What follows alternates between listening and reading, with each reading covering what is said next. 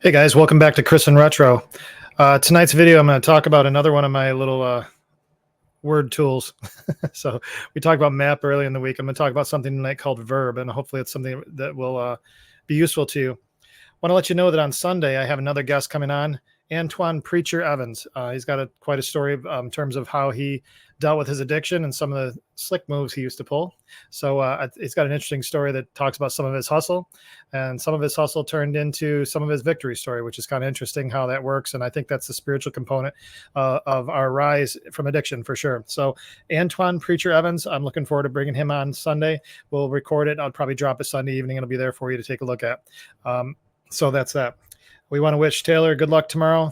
She was the previous guest. She fights tomorrow, and we're out in Auburn. So if you're in the Auburn area, go out and grab some tickets, cheer her on. We're new fan club of Taylor. And also Combat Recovery. I talked to Randy Smith last night at Combat Recovery, and it was just really encouraging to connect with him and some of the work they're doing in the jails and some of the work they're doing with these kids that are really struggling. They're really giving them hope, giving them some work and some things that they can do to accomplish. Not everybody there is really going to be a competitive fighter. We talked about that too. There's a different kind of fire in you to actually want to go in there and get in a cage or get in the ring and go do that. But it's pretty cool to see what they're doing out there. They got the program. I can't believe how much it's growing since the last time I talked to them. So great program. Check out Combat Recovery on all the social medias. I think they got a Facebook page and things like that. They're also doing a lot of donations. So if you get a chance, support them. Randy's doing a phenomenal job, which is kind of funny. He told me a story last night that I did not know.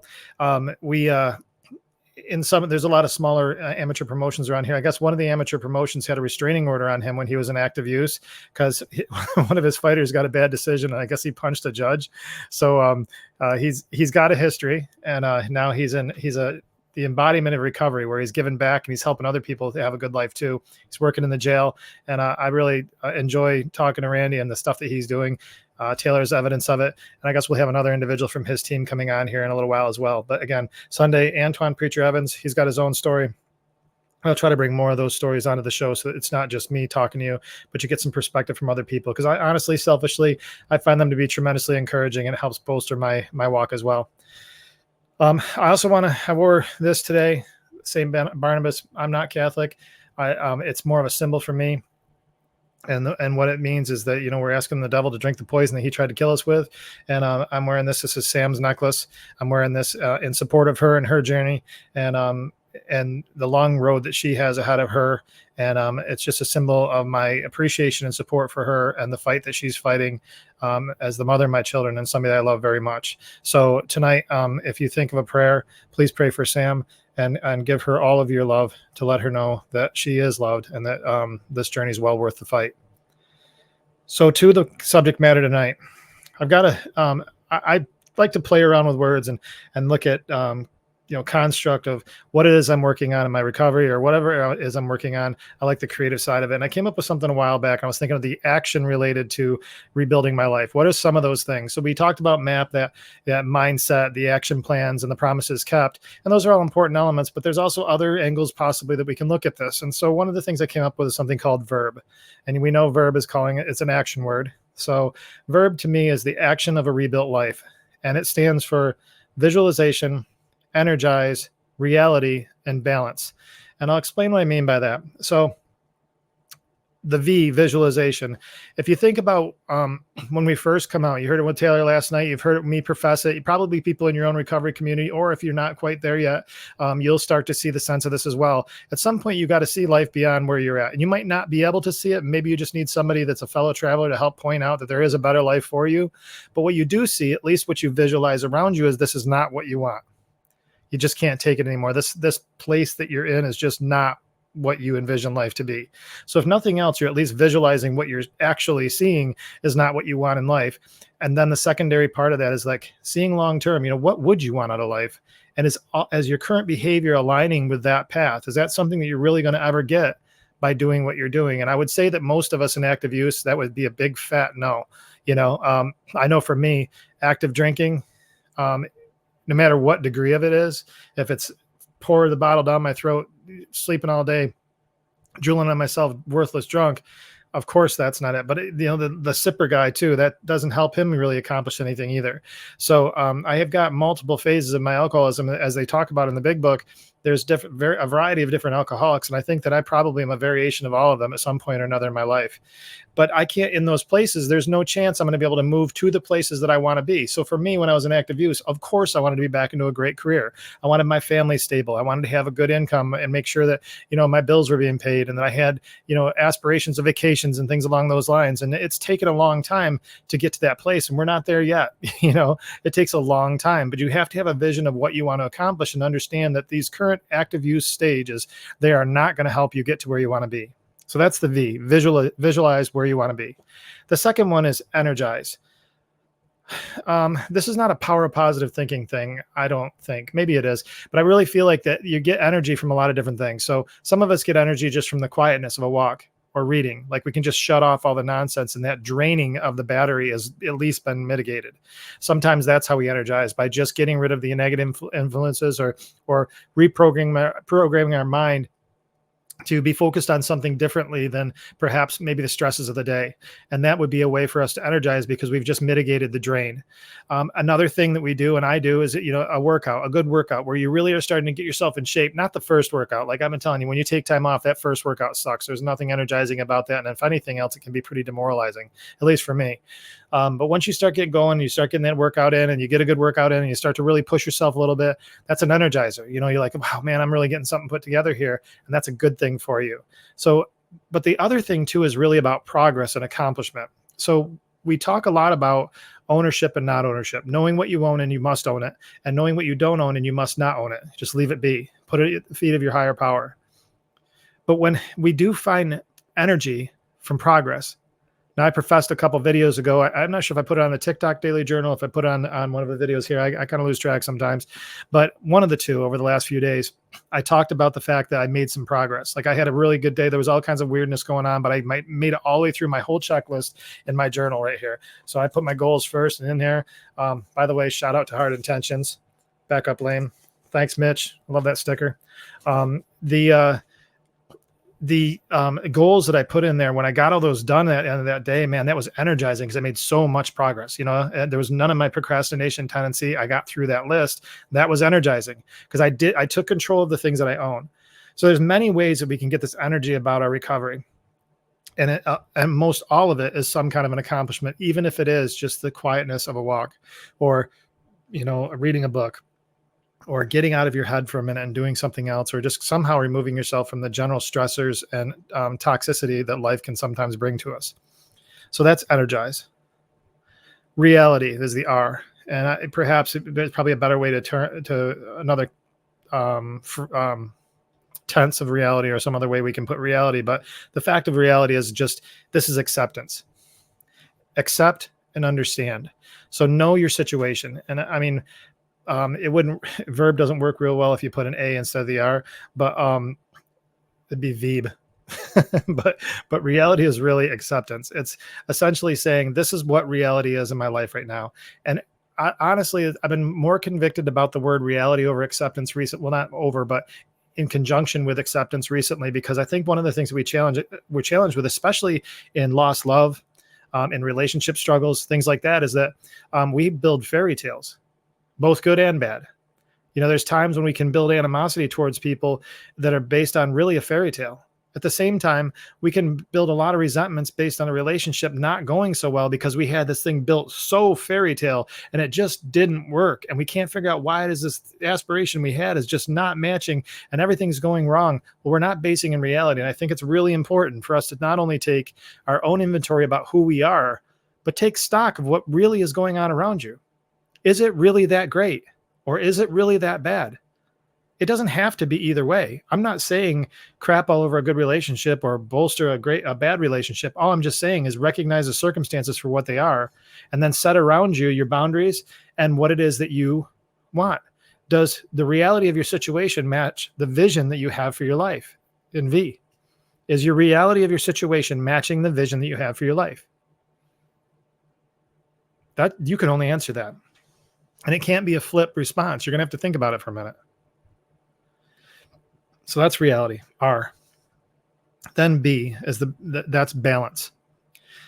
Keep your balance. So family, work, health, balance. We talk a lot about balance. in professional settings. You know, you hear work-life balance. Um, it really depends on who you are and what you visualize, what you want into your life. You know, there's a lot of people that work-life balance, it means different things to everybody. You know, there's some people that just can't enjoy time with their family until they get the job done at work. Now, traditionally, we'd say that's a bad parent. You know, we'd say, well, you care about your job more than you do your family. We don't know what the motivation is behind everybody. Maybe they grew up with nothing and they have a great opportunity to do more. And maybe when the layoff comes, they're not the one that's going to get laid off because they put the work in. And so through bad times, they're the one that's still working and providing for their family, even though they may have had to sacrifice a few moments here and there to be with their family. That's one way of looking at it. The other side too is that maybe people don't want to work all the time and they want to work just a regular job and 8 to 5 or 9 to 5 or whatever and be home. That's balance for them. Or maybe some people like to work a night shift and so they can be there and get some sleep real quick and then be there when the kids get off the bus. You know, I don't know. I mean, it really depends on, you know, your life and what it is that you want to accomplish. What's your vision for your life? In this day and age, there is right or wrong in terms of what's moral, what is ethical, what is legal. There is right and wrong. And I'm not one to sit here and say, do what you want to do and be what you want to be and think what you want to think. I am not that person. There is right and wrong. And I've done wrong many times over and I paid the price for doing those wrong things and I should. Because when you do something wrong, there should be a consequence and you should be man enough to own it, fix it, move forward. Because if you're not, then you're a punk, in my opinion. We have right and wrong. However, when it comes to circumstances related to what your vision is for your life, you have to take stock in what it is that you're sacrificing, what it is that you're investing, what it is, does it all match out to paint this picture that you're looking for? If the picture that you're looking for in your life and this vision that you have for your life doesn't seem to be manifesting itself based on the decisions you're making, make adjustments, course correct, but stick to the goal, the vision. What's that long-term plan? You know, I don't know that I've shared in this. I may have shared at one point or another on this show, possibly early on, but it's kind of like this. I equate the visualization as this. I remember one time I was flying into Chicago. I was on JetBlue, and JetBlue used to be, I don't know if it's still the case. I fly United all the time now, but JetBlue used to be on mission. You know, so they had a lot of military pilots on there and they were always on mission. And what does it mean by that? Well, if you're a traditional commercial airliner, you're worried about patient comfort and things like that. If you get a grimy old military pilot, he's just going to land that plane. Doesn't really care. He knows he can land the plane. You're on for the ride. And JetBlue had a lot of those pilots. So we were flying into Chicago one time and ran into some horrible thunderstorms. And I mean, it was bad enough that we were shaken to open up the overhead compartment on only one of them, but it did open up the overhead compartment, which I've never been in that much turbulence before. And they made a decision that we had to reroute to Detroit. And so we ended up by landing in Detroit, waiting for the storm to blow over. We're the first to take off and the first to land in Chicago. It was still bumpy, but it wasn't as unsafe as it once was. So we were able to land in there. It's kind of like that with your visualization. Where do you want to head? You know, are you flying from wherever you're flying from to Chicago? Eventually, that's where you want to get, is to Chicago. There are going to be times along the way when you're going to have to make a little bit of course correction. You're going to have to land in Detroit for a minute. Maybe you're going through some storms and you got to get some fuel in the plane. But you're going to have to land there for a minute. You're going to have to rest. You're going to have to wait till the storm blows over. But you didn't lose the mission. You're still getting to Chicago. You just had to take a little bit of time on the sideline here for a minute to get to Chicago because the conditions were not correct for you to get to where you wanted to be. It's kind of like that with visualization and with your life and with this concept of verb. You know, you find your energy. You find what reality is and the inventory that you're taking around reality. You find the balance in your life that you're willing to accept. And when I phrase that carefully because of what I just described. But your vision is that you're going to end up on Chicago, or theoretically the Chicago of your life. By staying on course and recognizing where you're headed, you can take the breaks you need to be balanced, to re-energize, to keep aware of what's going on, the realities of the storms. It doesn't mean that when you park for a minute and refuel, it doesn't mean you're still not headed to Chicago. I hope that analogy makes sense for you. In my mind, it does, but sometimes I don't. Things in my mind make different sense to me than they do other people. But this verb concept is the action of a rebuilt life. Visualization, energize, reality, and balance. That construct is one good way of thinking about your recovery journey. In reality, it's a good way of living high performing living too, as well, because if you think about it, people that don't even struggle with addiction could learn a lot from that as well. And these are concepts that are things that pieces of this stuff I've learned from other people.